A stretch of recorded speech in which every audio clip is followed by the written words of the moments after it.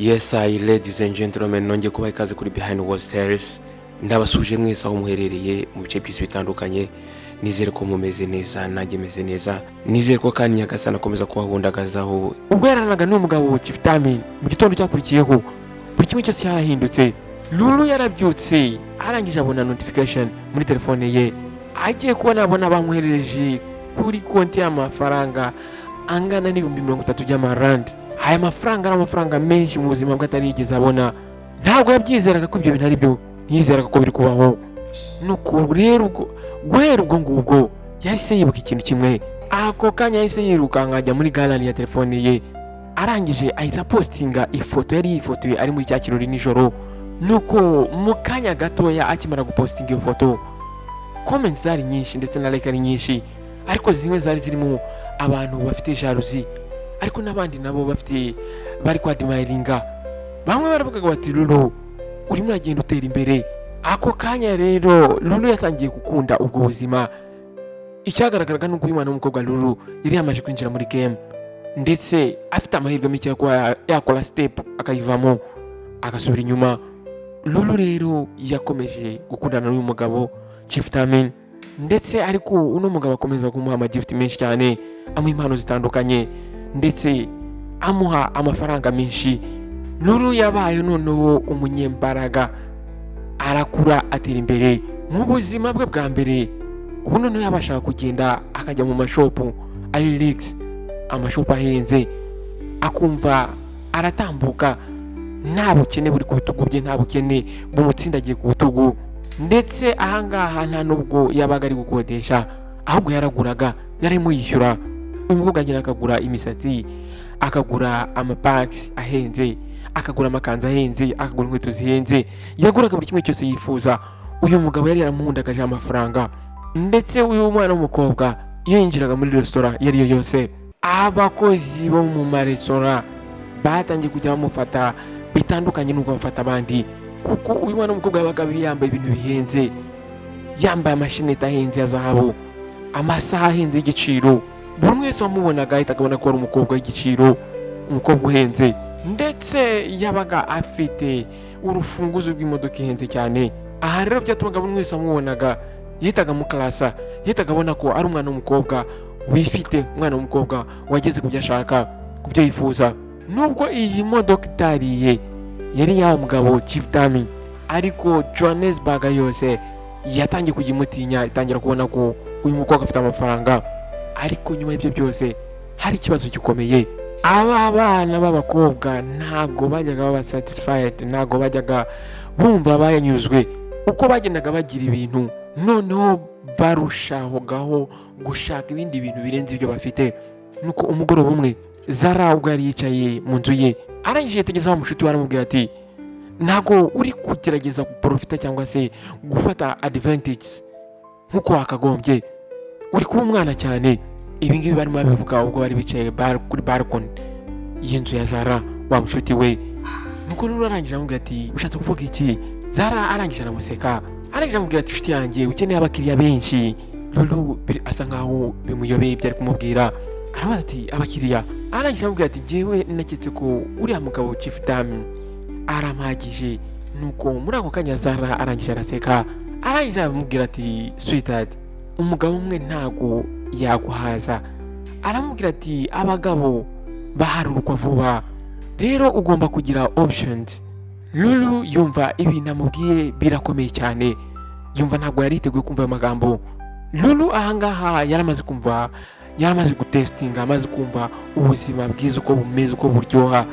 Ariko noneho bari bamaze kumubwira yuko agomba kugerageza akagenda akajya deeper, noneho akarenza. Zara yabashije kubona yuko uyu mwana w'umukobwa afite hesitations, atari ready yo kuba yakina game nkuko ari kubimugiramo inama. Noneho atangira kumukonvinsinga, atangira kumwumvisha. Nuko arangije aramubwira ati reba, ntabwo ngende kukubwira ko wakagiye ukaryamana n'abagabo batandukanye ukagira uti oya, ahubwo icyo ugomba gukora, ugomba gukora icyo bita positioning.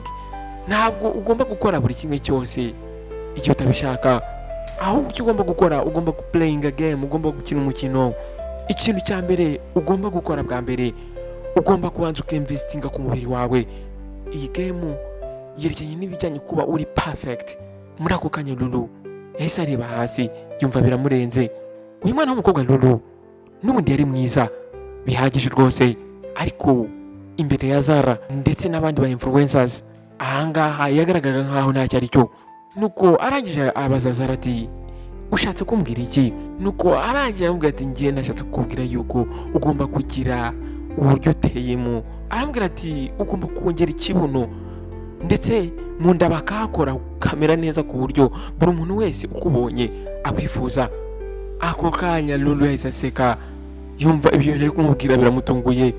Uyu mwana w'umukobwa Lulu yari yarumvise ibijyanye n'abantu bagenda bakajya kubagisha ibibuno bakabyongera ndetse bakabiha forme. Yari yarabonye amafoto atandukanye y'abakobwa babikoze ndetse bameze neza, ariko nyuma y'ibyo byose nabwo yari yarumvise inkuru zitandukanye kandi ziteye ubwoba zivuga ko bamwe mu bakobwa iyo bagiye gukora izi surgeries rimwe na rimwe batava ku gitanda bapfira aho ngaho.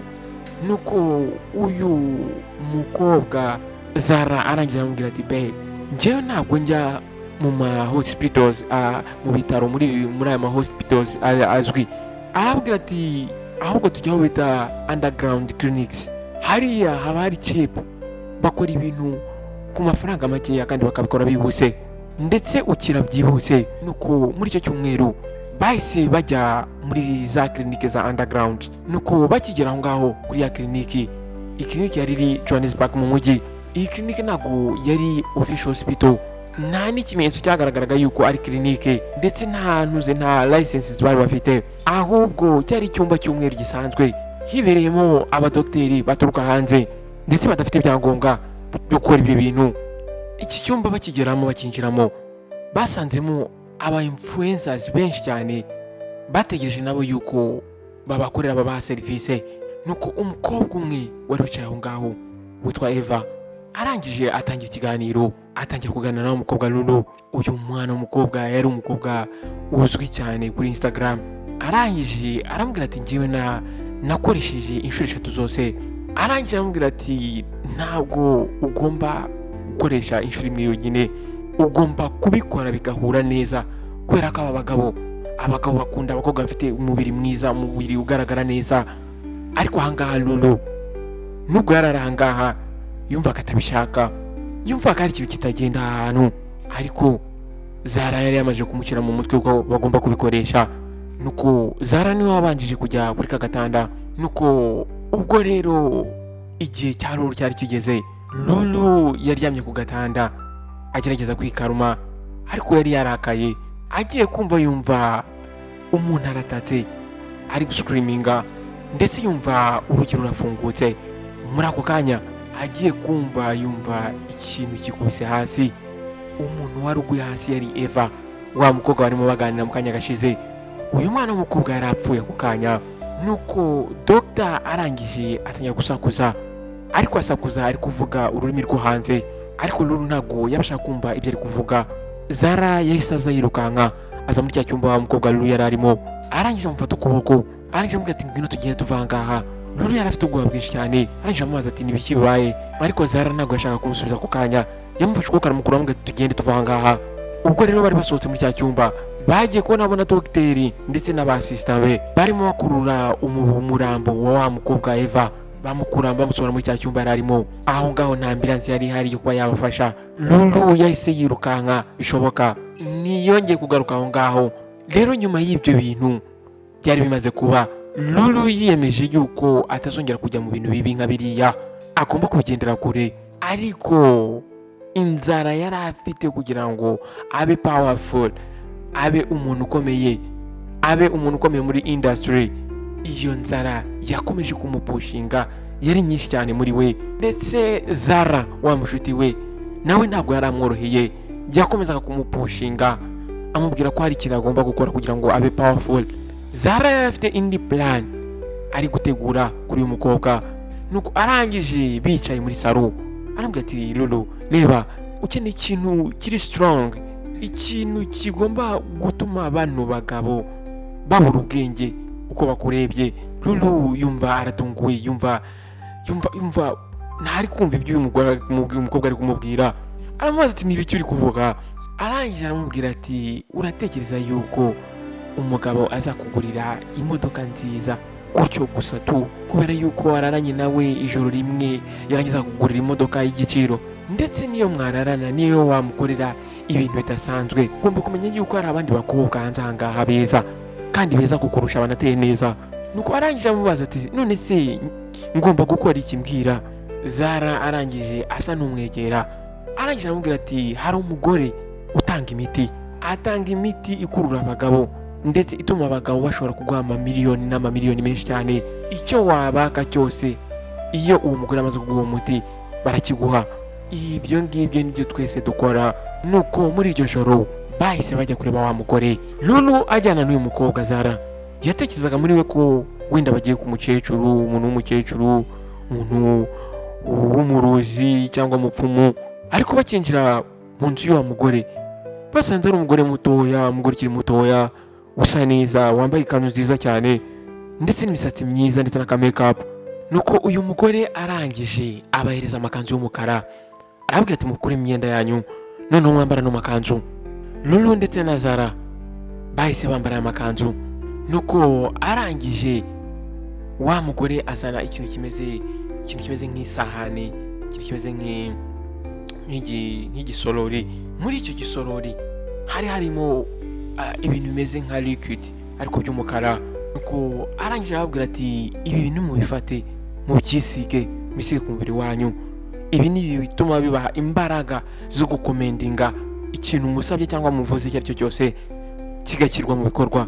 Zara yarabanjije arisiga, Lulu nawe nyuma yuko Zara amaze kwisiga, Lulu nawe arisiga. Lulu akisiga aya ma liquid yagiye kumva yumva ikintu kimeze nk'umuriro kinjiye muri we. Nuko muri ako kanya wa mugore ahita aseka, arangije aramubwira ati guhera iri joro nta mugabo n'umwe uzongera kuvuga ngo hoya kuri wowe. Ibintu byose ubwo byaciyemo ndetse effect ziba ziri immediate, bihita bikoreka ako kanya. Nuko guhera uwo munsi Lulu yatangiye kubona yuko ibintu kuko byahindutse. Abagabo batangiye kumusarira, batangiye kwitwara bitandukanye nk'uko bamwitwaragaho. Ndetse wa mugabo Chief Damin wari umaze iminsi yaranje no kumusubiza message yari yamwoherereje, yagiye kubona abona amwoherereje agera mu 200 by'amarande, amafaranga akubye kabira yari yamusabye. Umubilioneya umwe yari yarahuye nawe umunsi umwe wonyine, yagiye kubona abona amwoherereje imodoka y'agaciro, imodoka ihenze nka gift. Ndetse muri DM ye hari abagabo benshi cyane bari kumudieminga, bari kumwandikira bamusaba yuko bahura nawe. Ibi bintu byose uyu mwana w'umukobwa Lulu yabonaga ari nka magic. Uyu mwana w'umukobwa Lulu uko yagendaga azamura intera niko yagendaga anahinduka. Uyu mukobwa noneho ntabwo yakiri Lulu uwo muri Soweto, ahubwo ahangaha noneho yarafite imbaraga, ari umu-influencer. Buri umwe wese amuzi ndetse yifuza kuba yakwicarana nawe ku meza. Instagram ye abantu bari batangiye kumufollowinga ari benshi cyane, ndetse abantu bafite ama brands bamushakisha kugira ngo bakorane nawe bamuha amakontra. Uyu mukobwa yari arimo aba umusitari cyane. Nuko wa mushuti we Femi bakuranye rimwe yamwandikiye akamesaje, arangije aramubwira ati Lulu njyewe nejejwe no kukubona, urimo uragenda uzamuka, uri kubikora neza. Lulu yakomeje kwitegereza message mushuti we yamwoherereje, atangira gutekereza kubera ko yarazi ko Penny atarazi ukuri kwibiri kuba kuri uyu mukobwa. Wa mwana w'umukobwa mushuti we yatekereje yuko uyu mwana w'umukobwa Lulu ari umu-influencer koko. Ntabwo yarazi yuko buri kimwe cyose uyu mwana w'umukobwa afite cyishyurwa n'aba bagabo aryamana nabo. Ntabwo yarazi secrets zibiba muri ama private party bajyamo buri majoro. Nuko Lulu yanze kumubwiza ukuri, ahitamo kubibika nk'ibanga. Nuko mu gitondo cyakurikiyeho uyu mukobwa yaramutse ahura n'ibibazo. Yarebye muri telefone ye asanga message, ariko abona na account atazi. Iyi message yaramubwiraga ngo urakeka yuko ushobora kugira abantu abasazi bose buretse uzareba. Nuko agisoma iyo message umutima we wasa nkaho uhagarara. Nuko arangije asa nkaho akanda kuri iyo account yamwandikiye. Iyi account yari yamwandikiye nta foto yari iriho ngo abashe kuba yareba ninde wamwandikiye message. Nuko arangije atangira kwibaza ati se ibi byari imikino. Mu gihe rero atararangiza no kuba yakora researches ngo arebe account ni yande, muri ako kanya telefone yatangiye gusona. Wa mushuti we Zara yararimo amuhamagara. Nuko Zara arangije amubwira ati irukanka ufungure Twitter cyangwa X urebe uko bimeze. Nuko Lulu yahise afungura Twitter cyangwa X, arangije ubwo baramwica, abona ari gutrending ahantu hose. Bloga umwe yari yamuvuzeho cyane, arimo exposinga.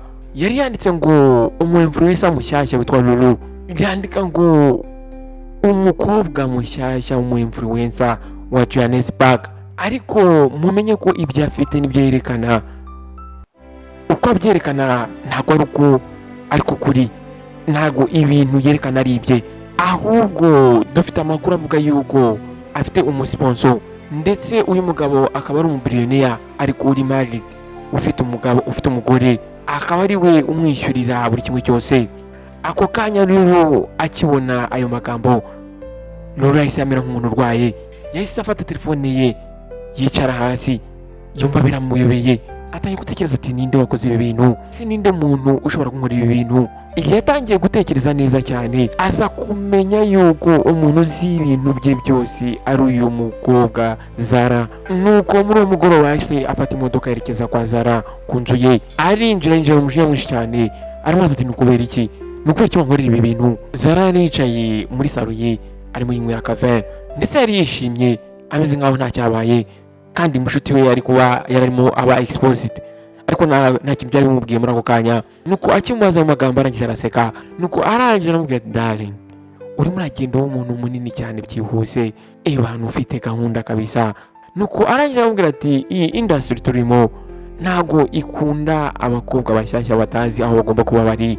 Lulu ntabwo yashoboraga kwizera ibi bintu. Nuko arangije aramubwira ati Zara, njyewe nari nzi yuko inshuti yanjye amagara. Zara muri ako kanya ahita aseka, arangije aramubaza ati inshuti, arangije aramubwira ati ntabwo ari kubitekereza, njyewe nakuzanye muri iyi si, ndetse mbishatse nayigukuramo.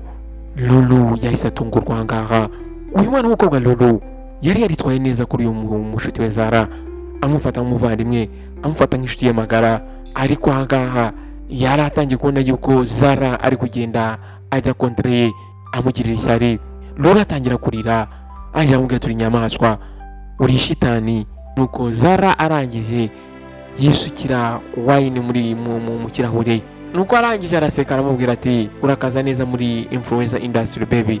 Nuko arangije aramubwira ati ahangaha uko ibintu bikorwa uba ugomba kuwininga cyangwa se ugakoreshwa.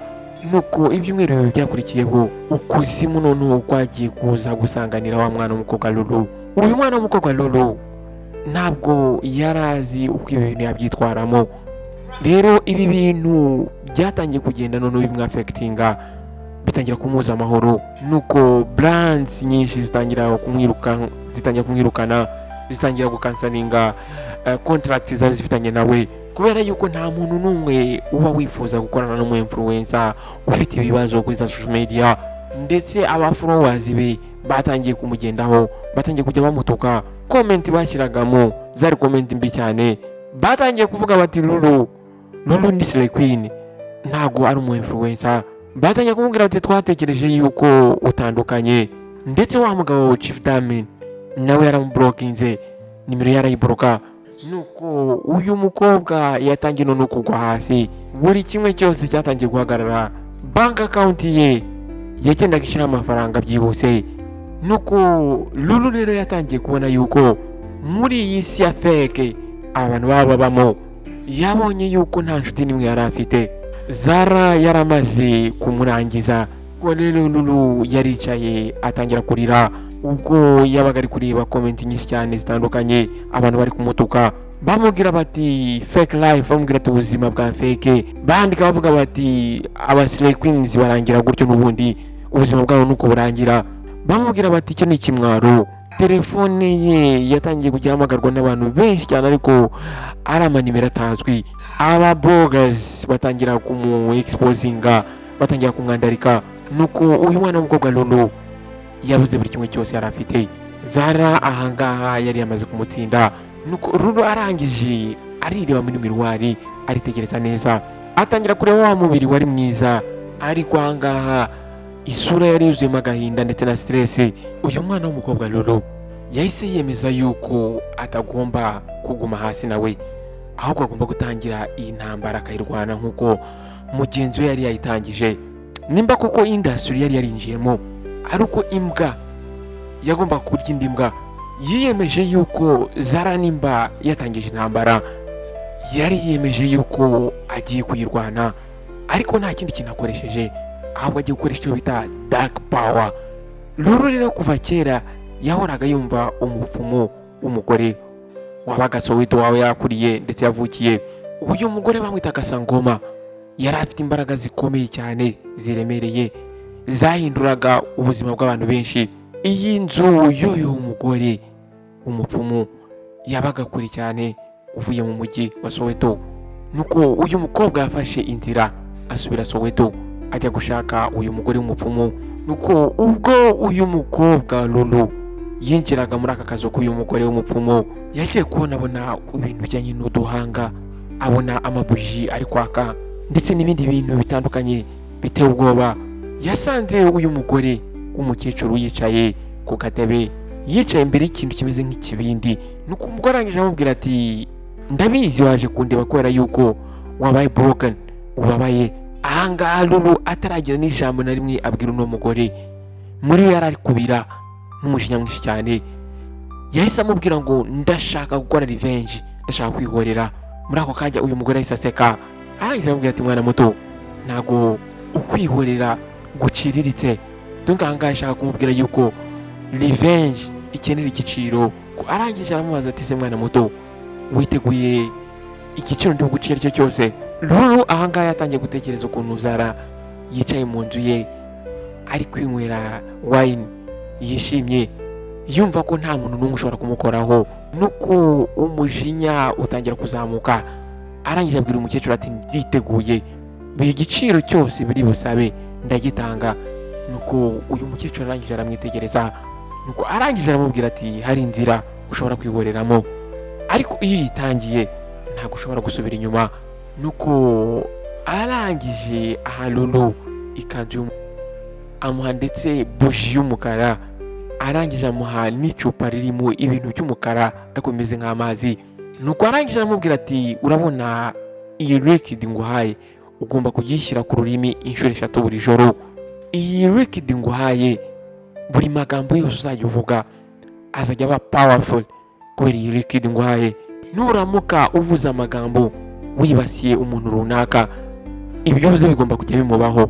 Nuko arangije aramubaza ati, se noneho ibijyanye na Zara bimeze bite? Nuko uyu mukecuru arangije araseka, ariko ase kubona yuko ariko dacece akonje. Arangije aramubwira ati, Zara azishyura. Nuko muri iryo joro Lulu yafashe yabuje umukara arayatsa ndetse yambara yakanzu y'umutuku bari bamuhaye. Arangije noneho ashyira ibitonyanga 3 ku rurimi rwe nkuko yari yabitegetswe. Akibishyiraho yumvise yaratwikanaga, yahise imutwika ku rurimi. Nuko arangije afunga amaso ye, atangira kumva imbaraga zidasanzwe muri we, atangira kumva mu mitsi harimo imbaraga zidasanzwe. Nuko ubwo yafunguraga amaso ashize akanya, uyu mukobwa yari yahindutse, ntabwo yari Lulu nkuko yari ameze. Uyu Lulu noneho yari afite imbaraga zidasanzwe. Rero izi mbaraga aragiye kuzikoresha. Nuko hashize iminsi 3, igihe Zara yari apostinze ifoto kuri Instagram arimo aseka, ari mu bwato, ari mu kirori kuri Cape Town, ndetse yandikaho ngo ubuzima ni bwiza igihe witaye kubikureba. Nuko muri iryo joro arangije yatsa yabuje bari bamuhaye. Nuko arangije atangira guhamagara izina rya Zara inshuro 3. Nuko arangije aravuga ngo buri kimwe cyose wubatse Zara cyose kigiye kurimbuka nka magic. Mu gitondo cyakurikiyeho Lulu yarabyutse, akireba kuri social media asanga Zara, izina rya Zara ari muri trendinga cyane. Aba bloggers bari bashyize hanze back statement y'uyu mukobwa Zara, berekana amabanga yose y'uyu mukobwa Zara, berekana yuko amafaranga Zara akoreshaga ari amafaranga y'umugabo, nawe umugabo wari married umugabo wari ufite urugo w'umushuga dade. Abafollowers hose nabo bari bamuhindukiranye, batangiye kumutuka, batangiye kumusenya, ndetse n'ama contract menshi yari yahagaritswe. Yagerageje kublokinga abo bantu bose bari bamwinjirira, ariko aba ba bloggers bari bafite evidence nyinshi cyane kandi zihagije. Nuko icyumweru kimwe ubwo Lulu yari yicaye muri restaurant imwe iri private Santon, arimo areba buri kimwe cyose kiri kugenda kuri za social media, abantu bari baramusetse cyane igihe yari yaguye hasi, yakubiswe hasi. Aho ngaho noneho nabo barimo bari kuba exposed, nabo bibatsiwe. Aha ngaha Lulu yaramaze gukomera, yari afite power, ntabwo bari afite. Aha ngaha noneho yari ari kuri control, yumvaga nta kintu gishobora kumushyira hasi. Nuko muri iryo joro yahamagaye Zara, nuko Zara arangije afata telefone, nuko aramubaza ati Lulu urashaka iki? Lulu arangije araseka, arangije amubwira ati gishaka ngiye nuko kubona uri gusafaringa, uri kubabara. Zara arangije azunguza umutwe, nuko arangije amubwira ati Lulu ntabwo uzi ibintu wakoze. Aramubwira ati iyi industry uri kubona ntabwo ishobora gutuma utsinda wowe. Lulu arangije araseka, noneho aramubwira ati ariko njye namaze gutsinda. Nuko muri ako kanya yahise agupa iryo joro. Nuko muri iryo joro Zara yahise abura, Instagram ye ntayiri kiriho, ntabwo yagaragara muri club n'imwe, ndetse nta muntu n'umwe wari uzi ahantu Zara yagiye. Noneho aba bloggers batangira noneho kwandika, bamwandikaho, batangiye kuvuga bati Zara yacitse igihugu, yahunze, cyangwa se yafunzwe ari muri gereza, cyangwa se yapfuye. Ariko ibyo byose Lulu nta kintu byari bimubwiye, we yumvaga ari muri revenge, arimo yihorera. Ibyo ngibyo rero byari bimushimishije kuri we, ko ijoro rimwe Lulu yarabyutse, abyuka afite ubwoba bwinshi cyane, yatekereje ko yari ari kurota. Ariko ubwo yafunguraga amaso atangira kubona ikintu kiri kumureba imbere ye. Nuko arangije aricara, afata telefone ye, yinjira muri Instagram ye, atangira kubona yuko Zara ari kubura. Abantu bose barimo bandika ngo Zara yarabuze. Ariko hari ikintu cyari kidasanzwe, aho yari aryamye ahangaha yabonaga igicucu mu nguni y'icyumba cye. Yabashaka kubona yuko hari ishusho y'umugore iri kumwitegereza aho ngaho, igicucu aho ngaho mu nguni y'icyumba yari arimo. Ako kanya ubwo yabonaga iyo shusho, uyu mukobwa atangiye gutitira, intoki ze zitangira gutitira, ndetse acana itara rya telefone ye kugira ngo yitegereze arebe icyo ari cyo. Ariko akabona ni shadow, akabona ni igicucu, nta kintu na kimwe cyari kiri aho ngaho. Ariko yarareba akabona ni umugore uhagaze mu gicu, uhagaze mu nguni. Nuko igitondo cyakurikiyeho Lulu yatangiye yibagiza ibyamubayeho, arambara, aritegura. Arangije aravuga ati wenda zari injozi, cyangwa se nuko wenda nimaze iminsi ntekereza ibintu byinshi cyane. Atangira kwishyiramo akanyabugabo ko yagerageje rero gusohoka kugira ngo arebe nimba yakwibagiza ibyo bintu. Arangije ajya ku gakafe kamwe kari private. Nuko arangije agezeyo aravuga ati munkorera cappuccino. Ko arangije akura mu telefone ye, atangira guscrollinga, ariko atitaye ku byo ari guscrollinga. Noneho muri ako kanya agiye kubona notification iraje muri telefone ye, agiye kubona ni message iturutse kuri account ya Zara. Nuko iyo message yaravugaga ngo ese watekereje yuko birangiye? Umutima wa Lulu wahise utangira gutera cyane. Arangije telefone ayishugunya hasi, ariko arongera arayifata, arongera areba message neza. Akiritse kuri message agiye kubona account irongera agiye, account yahise iba deleted. Ako kanya Lulu muri ako kanya yahise yumva afite ubwoba, yumva ntabwo ameze neza. Muri icyo joro Lulu yafunze imiryango yose arifungirana, ntabwo yari azi impamvu ari gufunga, ariko muri we yumvaga atari safe, yumvaga atarinzwe. Nuko arangije acana ya buji yari yahawe y'umukara, yahawe na Sangoma wa mukecuru, arayicana kugira ngo imurinde. Ariko ubwo noneho iyi buji yagezeho ikaza kuzima, icyumba yararimo cyose gihinduka. Yagiye kubona icyumba gitangiye kuba umukara cyane, agiye kumva yumva urusaku rwinshi cyane ku rugi, yumva umuntu arimo arasa nk'ufungura urugi ariko aruhatiriza. Lulu yatangiye guswetinga, atangira kubira ibyunzwe byinshi, ubwoba buramwica, atangira gutitira, arabyuka yicara ku buriri arikomeza. Muri ako kanya agiye kumva yumva telefone ye irasonnye. Aho ngaho harinjiye message muri telefone ye, ariko iyi message yari ivuye kuri nimero iri hidden. Nuko afunga message abona handitsemo ngo sohoka hanze. Lulu ubwoba buramwica. Lulu yarahagurutse agenda gake gake agana ku rugi. Noneho yegera urugi, ariko umutima we wari gutera cyane n'ubwoba bwinshi. Nuko arangije afungura urugi, agifungura urugi nta kintu yigeze abona, ahubwo yabonye umwijima. Nuko arangije arahumeka, ariko ahumeka n'ubwoba bwinshi cyane. Nuko mu gihe yari agiye kongera gukinga urugi, agiye kumva yumva ikintu kiramukuruye.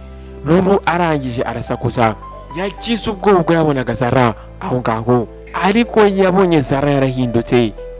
Zara yarazi nk'umukobwa mwiza, umukobwa ushayininga. Ahangaha Zara yari yarahindutse, yarabaye igikara, amaso ye yarahindutse umukara. Ntabwo yagaragaraga nk'umuntu ahangaha, ahubwo yagaragaraga nk'umuzimu. Lulu yahise agira ubwoba, arataka cyane, ahita ava aho ngaho yirukanka mu muhanda, adasubiye inyuma, atanarebye inyuma, yahise yirukanka. Nuko hashize icyumweru kimwe, uyu mukobwa ntabwo yabashije kugaruka aho ngaho. Uko yakirukanse yarakomeje arirukanka.